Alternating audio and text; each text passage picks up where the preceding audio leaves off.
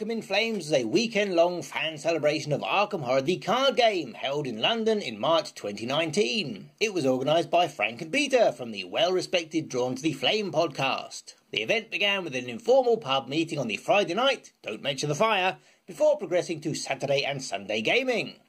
It was held at Dark Sphere, which is an established gaming venue under a railway bridge, but the overhead rumbles were a lot less intrusive than you might think. We sent our roving reporter, Mr Psmith, up on Saturday.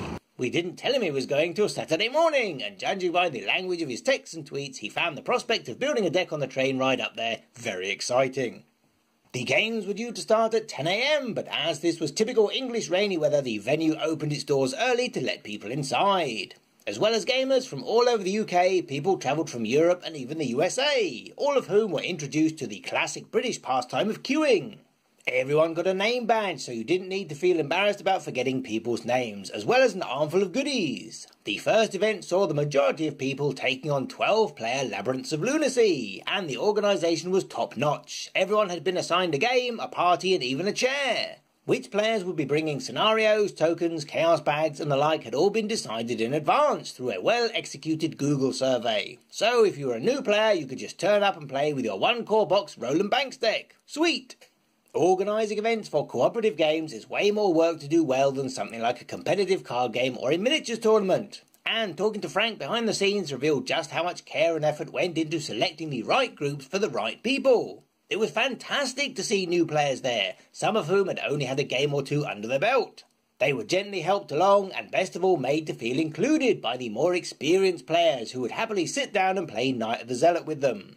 And it was great to see more people entering into the spirit of cosplay, with the best Wendy Adams and Mr Porterson we have ever seen. Plus, the return of the UK regulars rocking some awesome looks, whom you may remember from Arkham Knights. There were even fan-made t-shirts too, and fan-made gifts. We made a video before the event listing the top 10 reasons why you should come to Arkham In Flames. Let's see if any of these came true. It was great to see Arkham's foremost dynamic duo there, Chris and Simon from By the Same Token, who manufacture wonderful acrylic Arkham accessories. Their table was particularly well dressed. And of course you got to meet Frank and Peter from the Drawn to the Flame podcast. You could play games with them, chat about Arkham, ask them rules questions, or watch Super Frank's amazing chair balancing skills. Plus a surprise two-dimensional appearance from the game's designers, Matt and Nate, who sent a personal message to everyone. Well, not quite all the time, as there were pub quizzes, themed cocktails and even Arkham charades at one point, but there was plenty of variety of games on offer. If you didn't want to play Labyrinths of Lunacy, you didn't have to. Dark Sphere is just around the corner from a mainline rail and tube station, so it was very convenient. With Sunday, there were engineering works on the trains, so you would need to add an extra hour to your journey time, but the Sunday gaming started an hour later. Intentionally, in fact.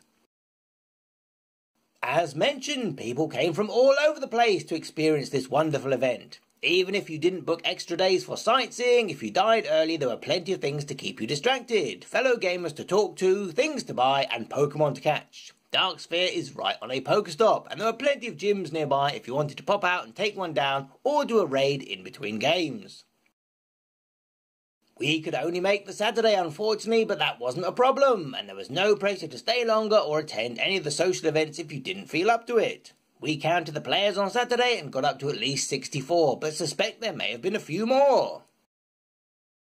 This was great, particularly if you were a new player or coming a long distance. People turned up with just a single core box and had no troubles at all.